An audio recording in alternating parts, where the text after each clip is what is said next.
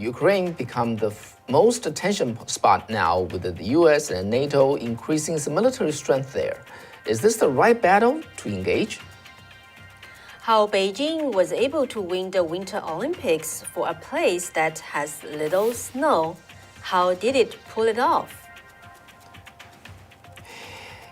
And the US-China trade agreement phase 1 has expired and the CCP blew it again. What can we learn from it?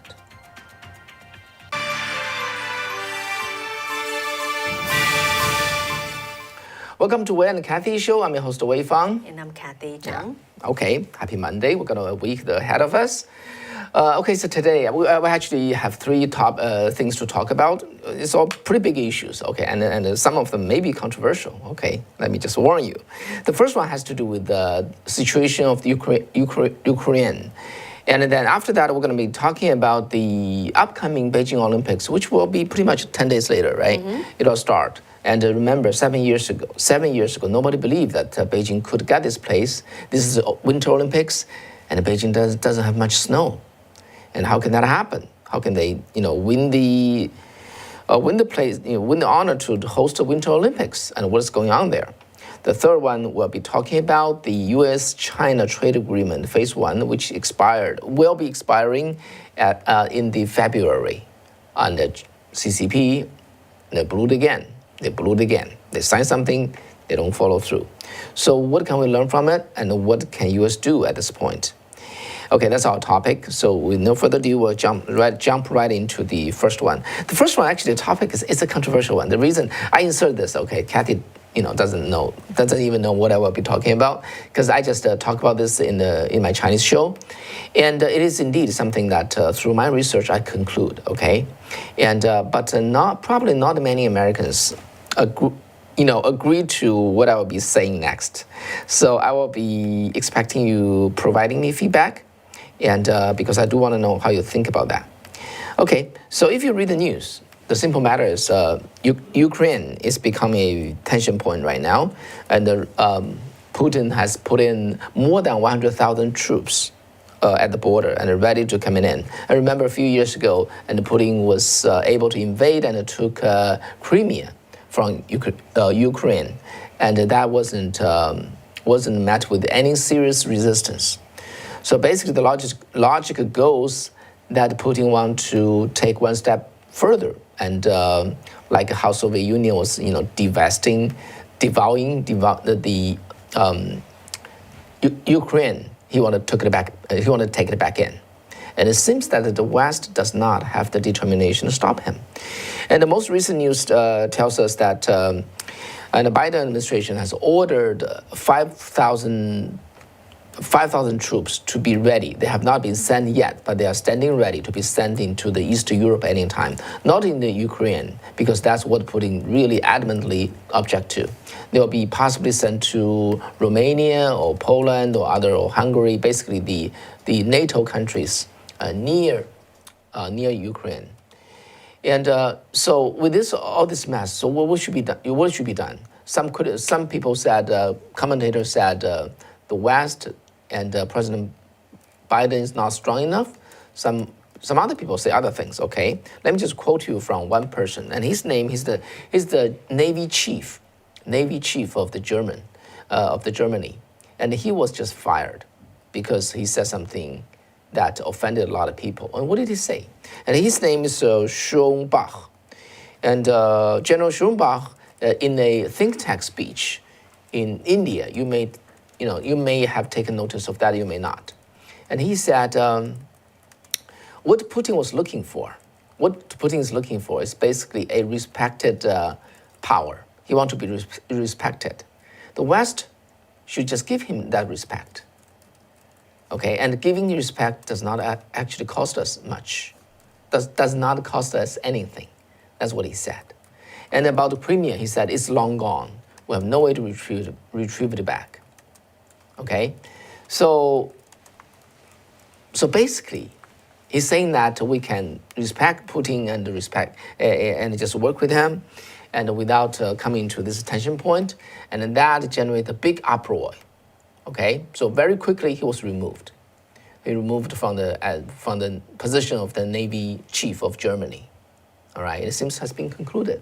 However, let me bring you some attention to 5 years ago. The first person actually who openly said the U.S. can work with Russia, the U.S. can work with Putin, is Donald J. Trump. Okay, back in 2015 and 2016, when he was running his campaign, he keeps saying that. Well, a lot of people, especially the established politicians, they just couldn't understand it. What? Putin, Russia, those are the former Soviet Union. They are our arch enemy. How can you say those things to them? But as a matter of fact, okay, and I've been following this issue for a long time, Trump said that intentionally, and he said that for a reason. So basically, Trump saw the most threatening enemy is China.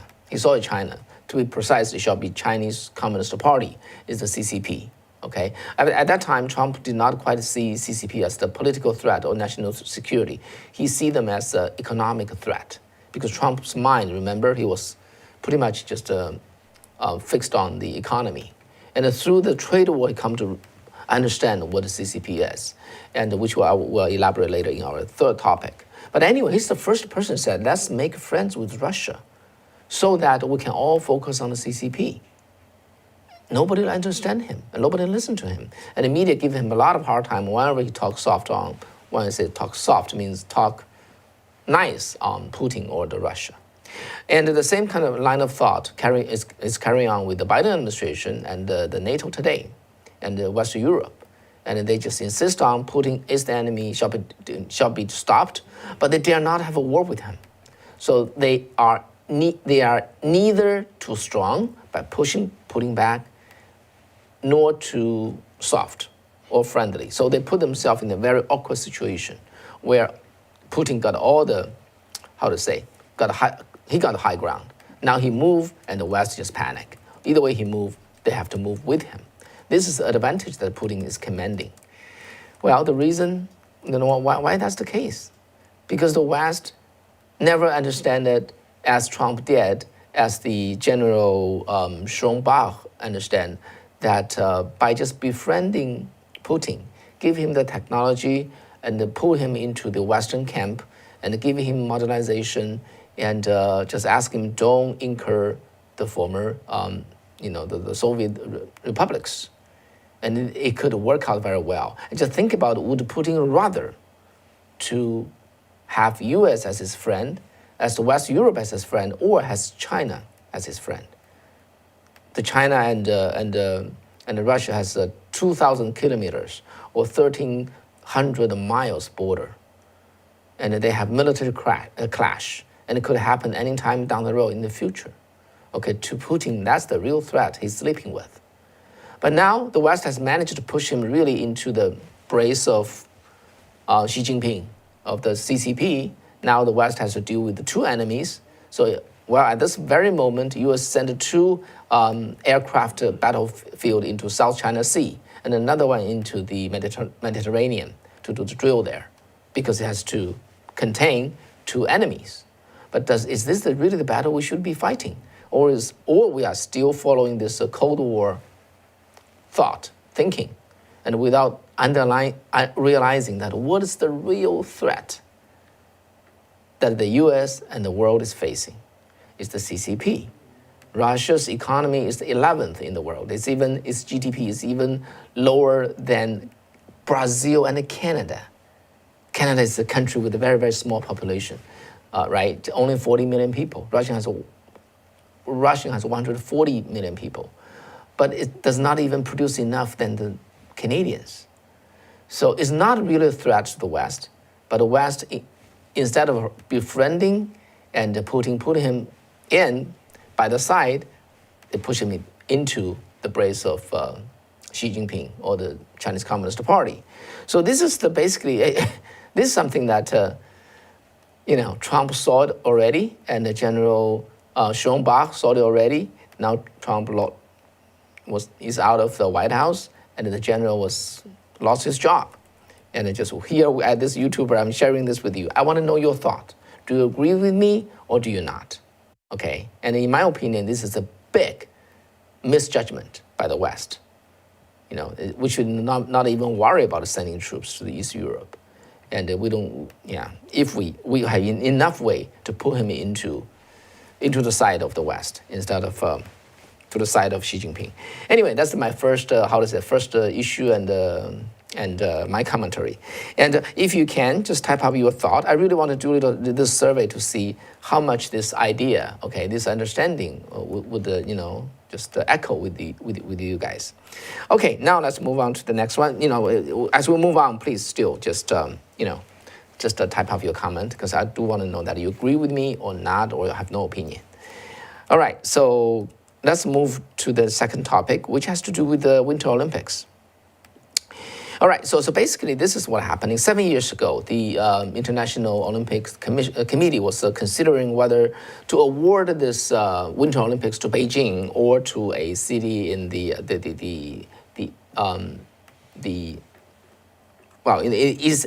Middle Asia country. Okay, I don't quite remember how to say that word. It's Ashmutu, I think. Ashmutu, which is the place that had the riot where the Russians sent their military in. But at that time, the choice seems to be simple, because Beijing holding Winter Olympics has some obvious obstacles. They don't have snow. They don't have much snow. Okay, this is one thing. And then the second is that Beijing's air pollution was so big, and then was so terrible, and the fog there, the mark there. So, but still, they are able to win the Winter Olympics because, China CCP made a very bold promise. The New York Times just published an article today saying that they have met all those promises. Okay, what are they? First, the snow. How to make them snow? Very simple. Beijing and the associated city Zhangjiakou, which is about 30 miles northwest of Beijing. Okay, there's another city called Zhangjiakou, and over there they're gonna have the snow channel, and where people can, athletes will compete.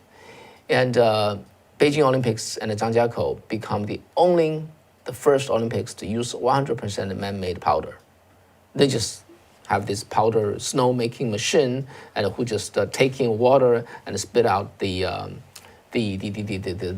flakes and the powder, and that's how they did. Okay, it seems, it's not really the very big sin, because back in Russia, when Russia was holding the Winter Olympics about 80 years ago, 80% of the snow come from man-made, and when South Korea was doing the next Winter Olympics, was 90%. Now Beijing's 100%. However, the problem is this: to make that much powder, they need to consume 2 million square meters of water, which is the same as like 800 Olympic grade swimming pools. And so according to China Water Risk, a Hong Kong-based environmental group, the local water resource per capita is less than 1/5 of China's national average. Okay, in the last 4 decades, an average winter precipitation is only 7.9 millimeters. What does that mean? That's about 1/10 of a normal Winter Olympics hosting city. And so it's a city that's very, very short of water. But that doesn't matter, because it's the CCP. They have all the powers to just still extract and then direct the water away from the people's use and into the snow tracks. And so engineer also learn how to, because you cannot just make snow powders. The land has to be frozen, okay? So engineers went further to pump water into the dry soil to freeze the ground before the fake snow can be added above. So Kathy, if you remember, back in the Summer Olympics, 2008, right? Mm-hmm. In Beijing, so people pretty much, it's a very beautiful city, okay? People drove in, the athletes. With a blue sky and green grass. Yeah, and where did that come from? Yeah. People would just wonder, like, all of a sudden, Beijing can become just such a, with a clean air, with the beautiful grasses, and then the secret is? Yeah, the blue sky came from, they stopped virtually all the industry around Beijing for 3 months. Nobody produced anything. You just stay put. How do you survive those The party doesn't care. The party's orders you stop producing anything in that 3 months. Where does the green field come from? Paint, green paint. They literally They just spray. Yeah, spraying the paint and make them green. And now with the Winter Olympics, they're doing the same thing here. 100% fake snow. That's what they did. And then disregard that whether people is low with the water, drinking water or farming water, they just turn those waters into a grand view of the Winter Olympics. And in the meantime, in order to have the blue sky, again, they stop many industries. I have this list in China, in Chinese. I cannot. I think it's hard for me to translate them to you because you don't know those names. You don't know those names. For example, one is the capital. It's called the Capital Steel Group. That's the #1 polluting source of Beijing. That's also one of the largest steel production company in Beijing, and the complete, they just stopped, and at this time, and all the concrete factories, all the stone factories, all the other things, they all stopped. And not just that, and when people was driving, the driving was also restricted. The entire idea is that artificially they can make the sky blue until the Olympics is over. Yeah, and the other thing is they do it every time is they would just bus those dissidents, right? Including people who had the faith, Christians or Falun Gong practitioners who, they are afraid that these people would possibly come out to show some protest to the athletes or the international visitors. So they will hide them, quote unquote, hide them to some place in the rural area so that, just forbid them to voice out. Yeah, and basically they build a bubble in order to stop the pandemic from impacting the Olympics. They build a bubble. The athletes pretty much just live in their own, sealed off areas, and including one transportation. They go their own lane, and they cannot stop, cannot deal with the local people whatsoever. They just live in that bubble until all the games is over. So that's pretty much how they put together. And it is the typical communist way. That's why so many Westerners, when they were invited to go to China, they walk through their guided tour, they come back with wow, they are great, far better than we. Yes, they use the entire nation's resource to create a show for you. And then that's how communists does their work. Yeah, so to really understand what's the life in China, you really have to spend your time there and see for your own eyes, not just go to those guided tours. Yeah, so sometimes when we're talking about to Americans, including young people who said, China is not bad at all. Our sincere suggestion is, why don't you just move there? Stay there for 3 years. And also, better yet, if you just think, or in some ways, you will not have opportunity to get out of there.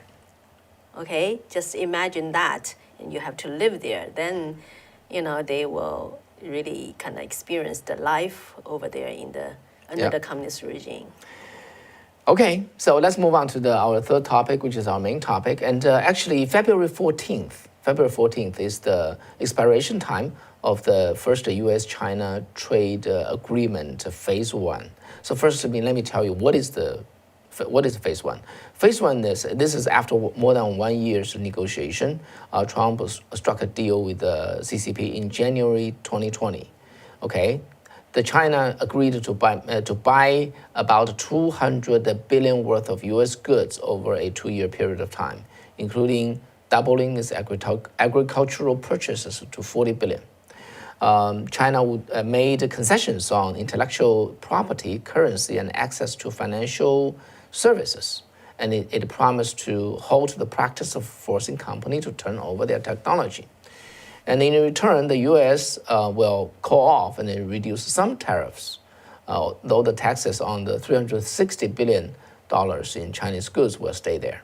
So basically, it's a pretty simple thing, all right? Buy enough and don't force us to turn over our technology, and that be it. The second one is much more sophisticated, which is, of course, not expired yet. So that's not our topic today.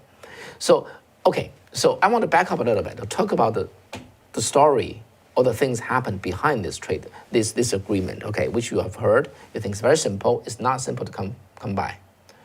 All right. So General McMaster, if you still remember, he was the one of the Trump's national security person, okay, security committee person, and he published a book just last few days, and detailing about the experience, including how the trade war was initiated, okay, by Trump, okay, presumably by Trump. And so what happens is this. He said Trump came in power in the January 2017, and 10 months later, he was invited to China, and he went over there. That's November 8th through 10th, okay? So they treat him very well. Xi Jinping treated Trump with a state dinner in the Forbidden City, where the emperors stayed before. So on the November 9th, okay, Trump and the U.S. delegation group was led to the People's Hall, okay, 人民大会堂, People's Hall there, and then meet with the China's delegation. And the leading person is the number 2 person in China. His name is Li Keqiang. Li Keqiang is the prime minister or premier in China. They call him premier. So this is the original word of the McMaster, General McMaster, okay? He said, so basically he explained that through that trip, how President Trump changed from not really understanding China to have no doubt about what he see in China or the CCP, okay?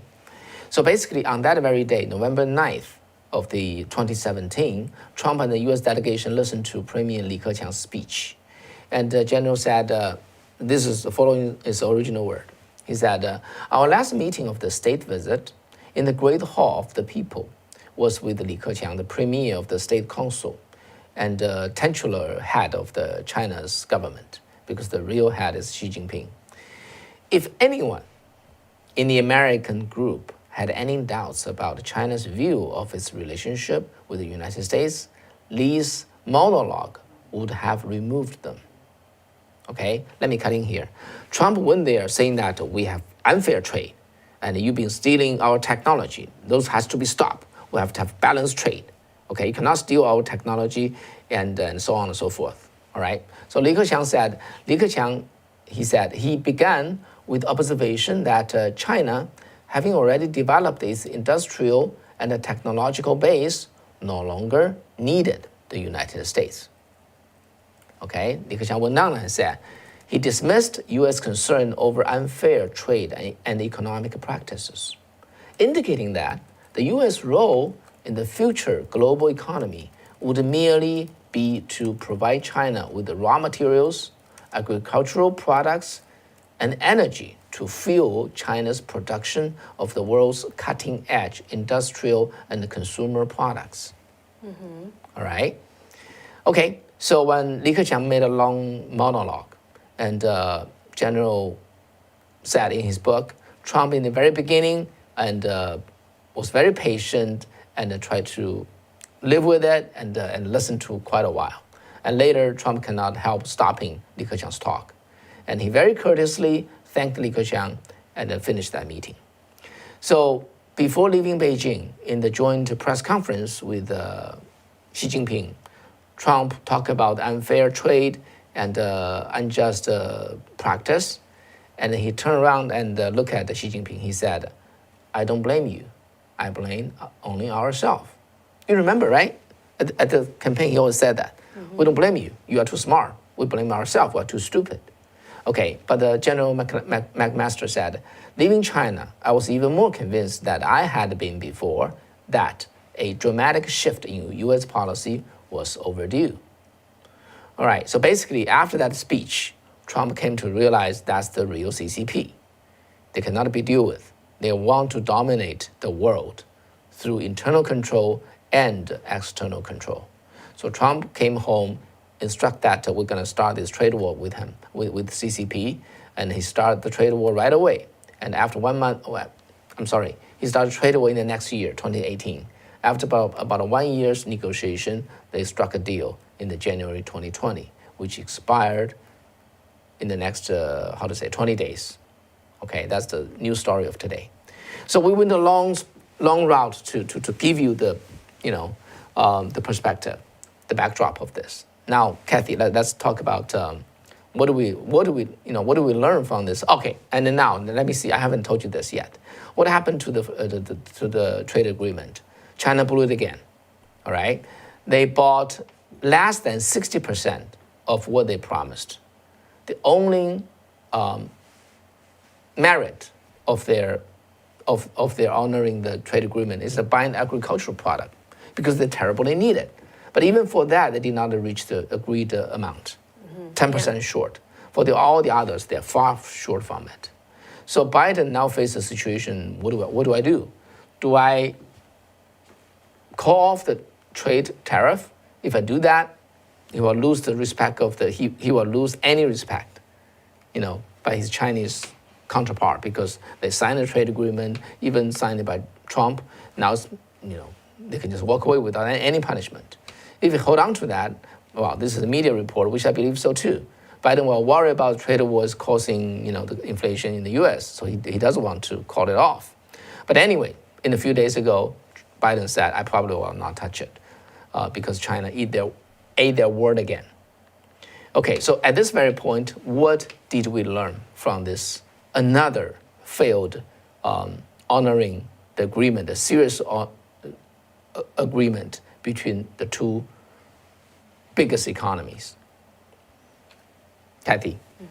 Yeah, so indeed, right now the Biden administration is facing kind of dilemma, right, with already having the highest inflation in the past since the past 40 years, and on the other hand, if he's not doing anything or call off the tariff, it may not send a signal to the PRC. So actually, I interviewed, as we shared with you the last show. I interviewed General David Stilwell, who is the Assistant Secretary of State for the Bureau of East Asian and Pacific Affairs in the Trump administration.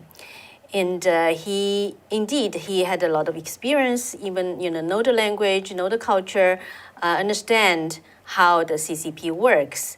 So first, actually, we did not directly talk about the tariff, but he did touch upon the related topics, and I think it's very interesting that we had an exchange about how the difference since the Cold War, right? How the United States versus Soviet Union, but right now it's the United States versus China under CCP, how the economic relationships had such an impact on the relationship and how to deal with that. So I think it's a very related comments and observation of the current situation. So let's hear from General Stilwell about, first of all, he addressed actually the trade war, because a lot of people just saying, oh, Trump started the trade war, but he actually has a different perspective. Trump's tariffs, right? His trade war, they say, on the PRC. Who's been conducting trade war on whom? The PRC's been conducting trade war on the U.S. The Trump administration merely responded and started putting up defenses, putting a shield up to deflect all these attacks. And so those tariffs were a response to the PRC failure to live up to its WTO commitments and all of the rest. But people, critics, economists say, oh, but tariffs are, they are a way of dealing with this, but they're a terrible way to deal with it, right? There's better ways.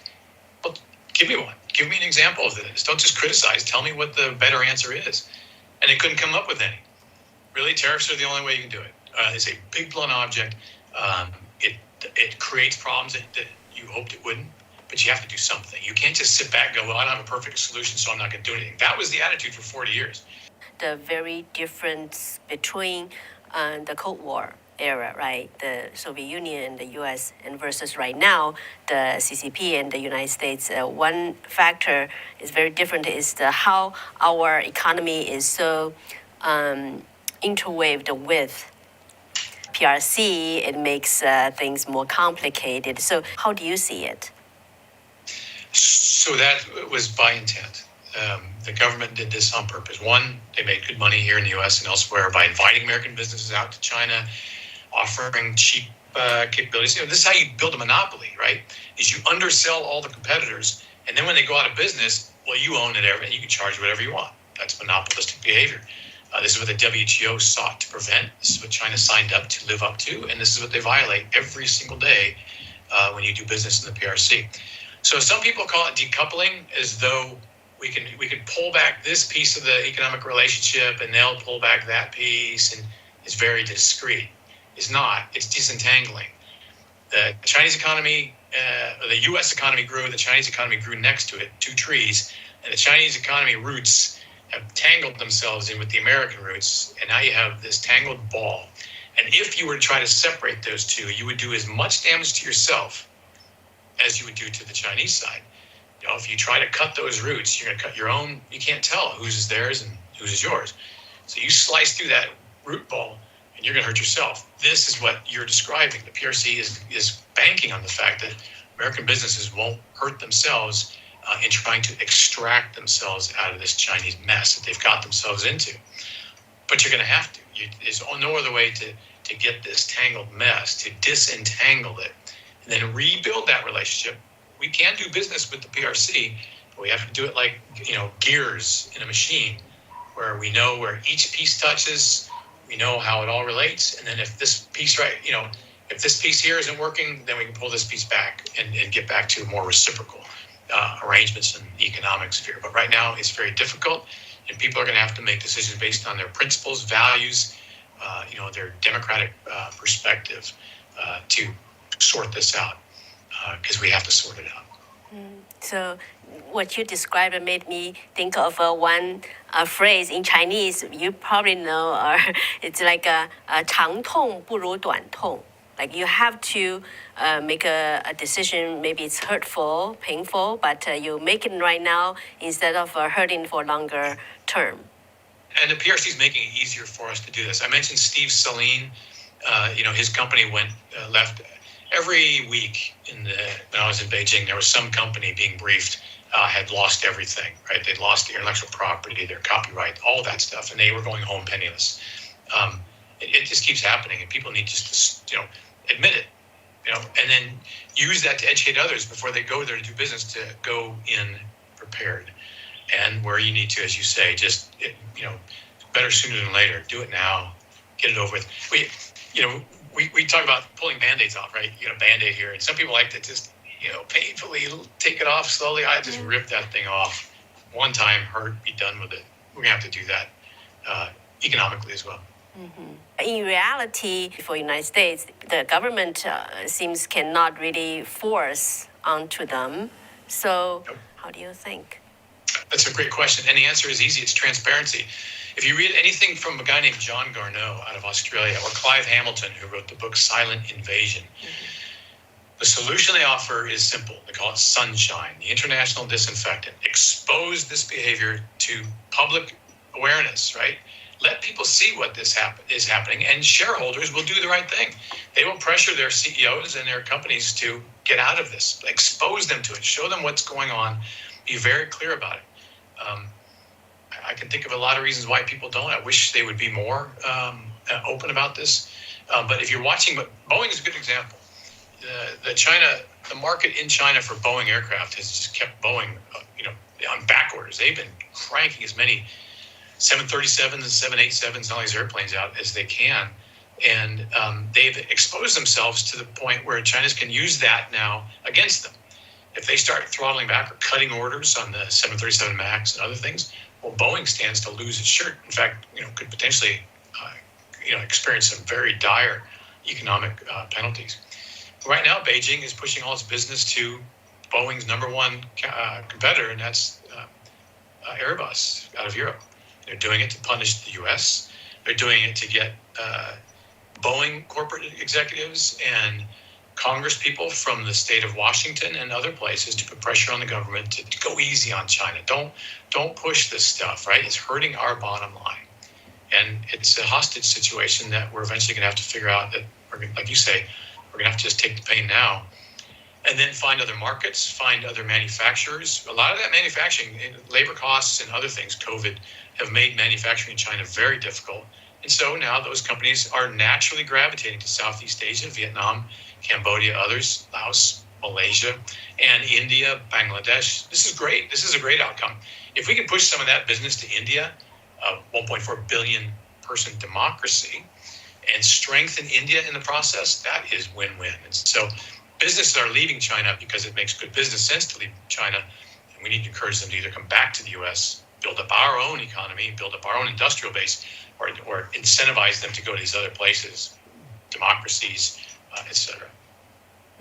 Yeah, so it sounds like, one thing is the awareness, the education, not only within the United States, but actually across the globe, probably, right? Because the Chinese Communist government, they could just, use one country to pressure the other, so-called punishment to show, what they can do to leverage the situation. You're a great interviewer. I mean, I'm serious. I'm not kidding you. 我不拍马屁.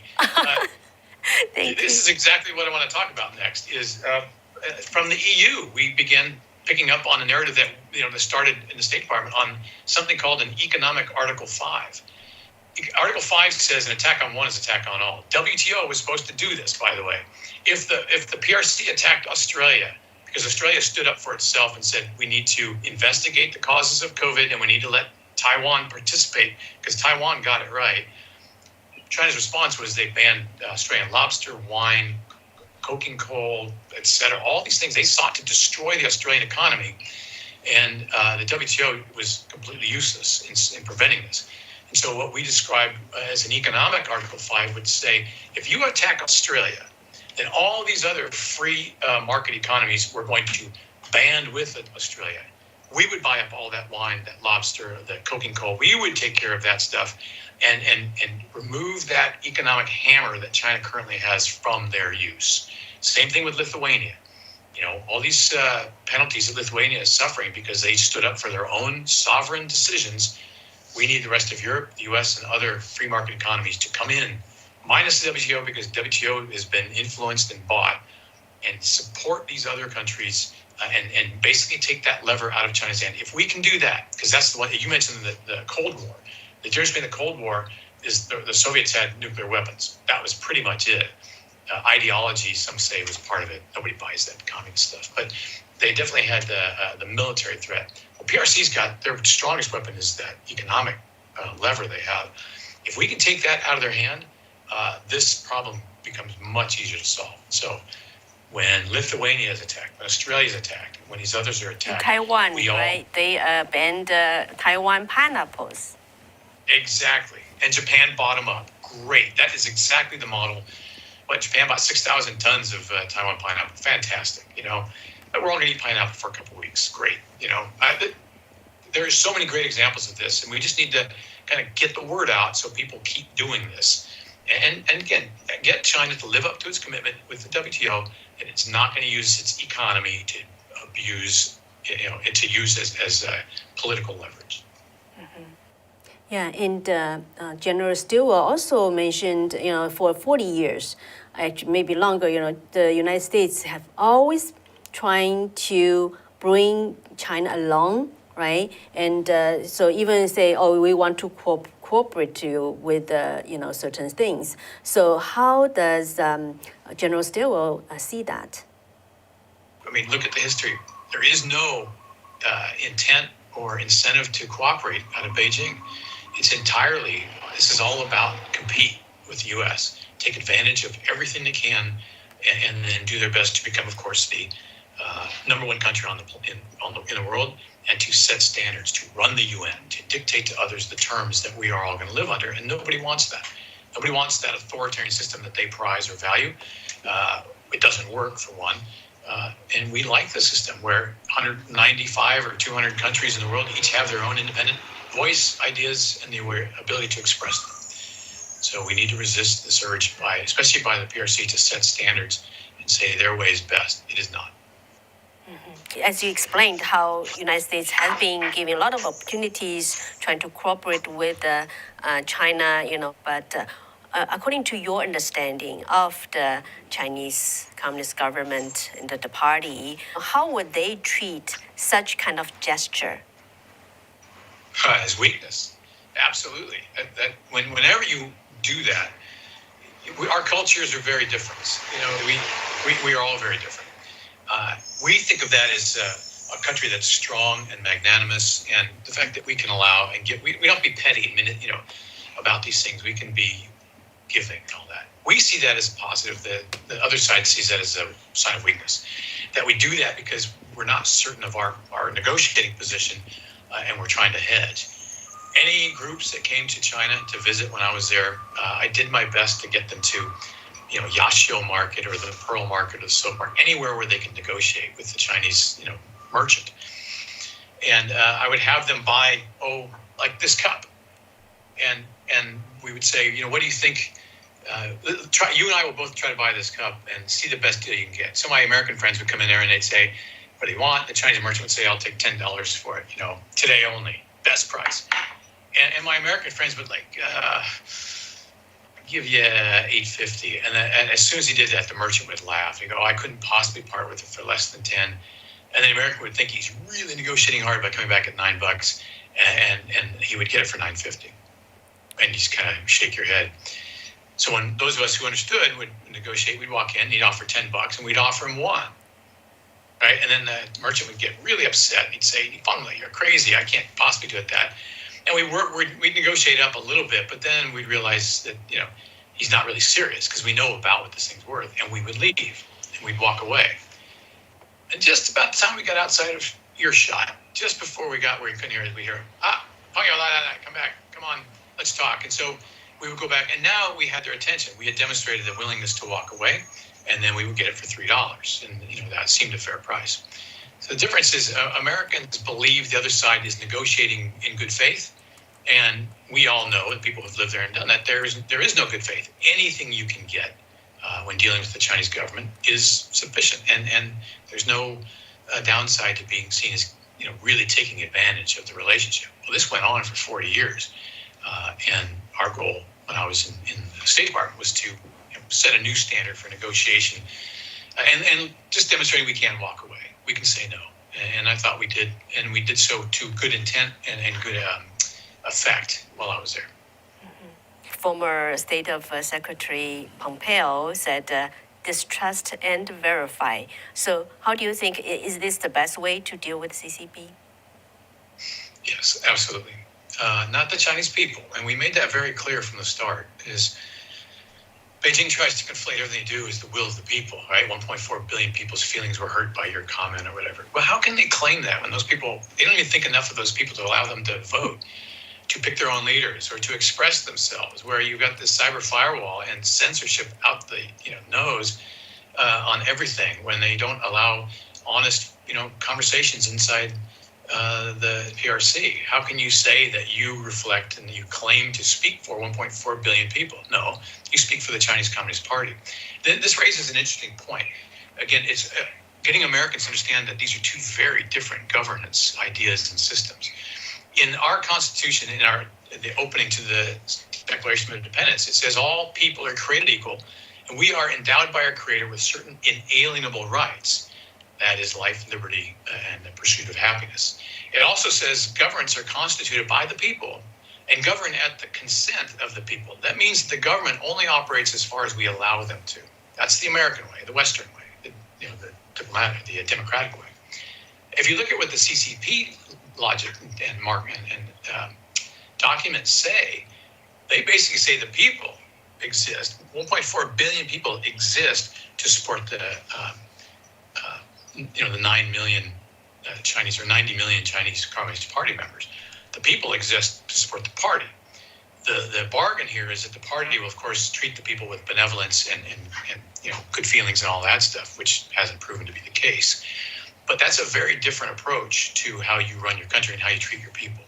So we have to bear that in mind anytime we're dealing with these. Distrust and verify. It's not the Chinese people we're distrusting at all. It's the government. That's the people we have the problem with. The second issue there is in business. Americans go to the PRC and do business believing that the judicial system, the laws there, when it says that, as an American business, you'll be treated with respect and these laws apply to prevent you from, being treated badly, it doesn't work that way. We are a rule of law society, and the PRC is a rule by law. Rule of law means the laws exist to protect the people from the government, right down here. The government supports us. The laws prevent the government from treating us badly. In the PRC, it's the opposite. It's rule by law. The government uses laws to protect itself from the people.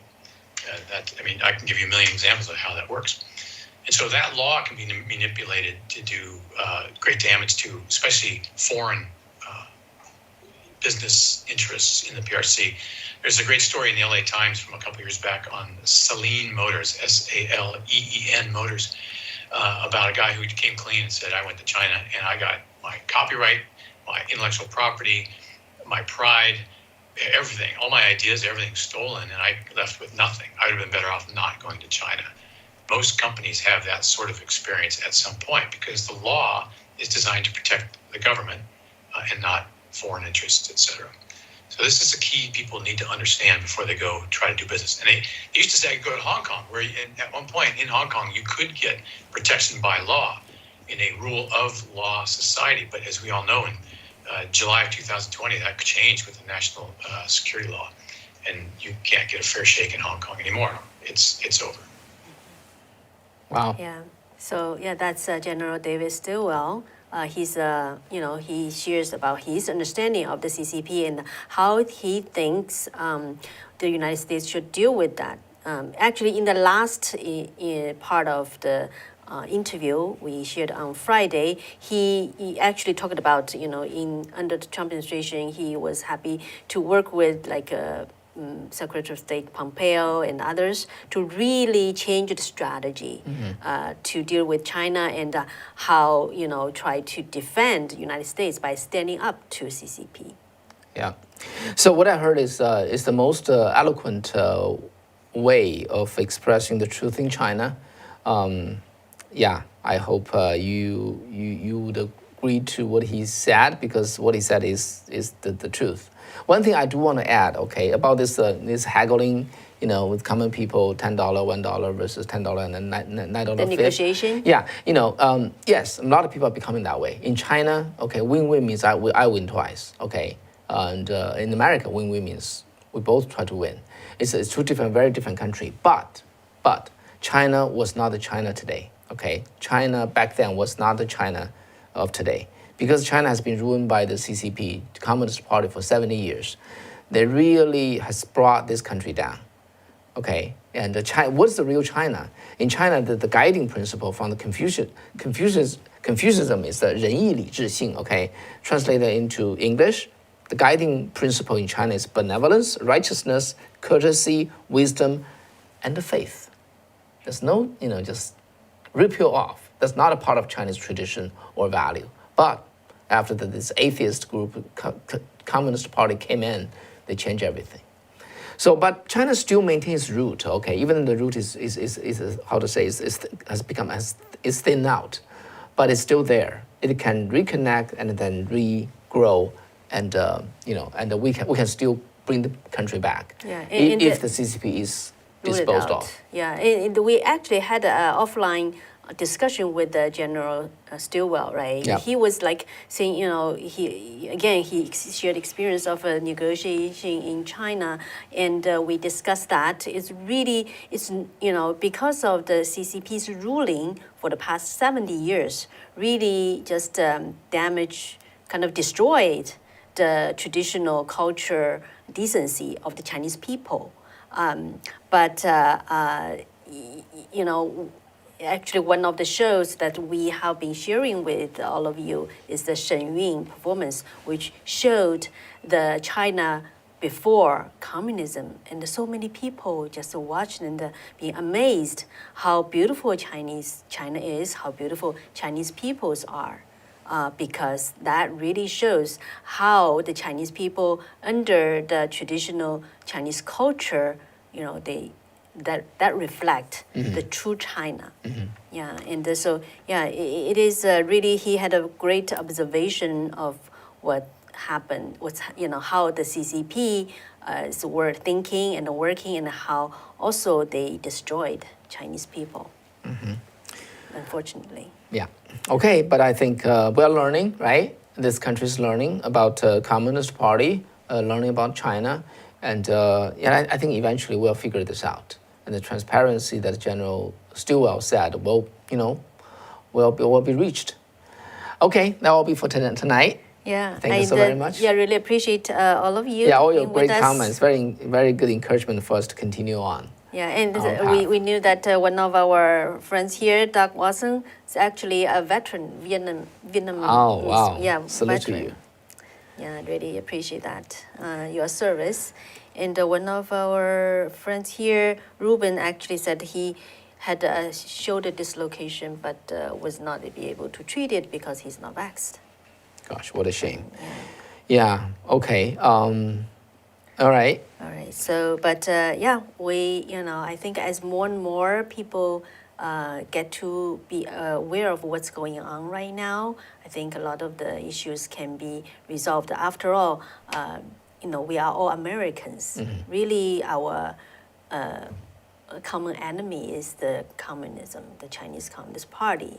So I think a lot of people, like Dr. Watson said, more and more people already, wake up and understand the evilness of the socialism and communism, and our country will come back together.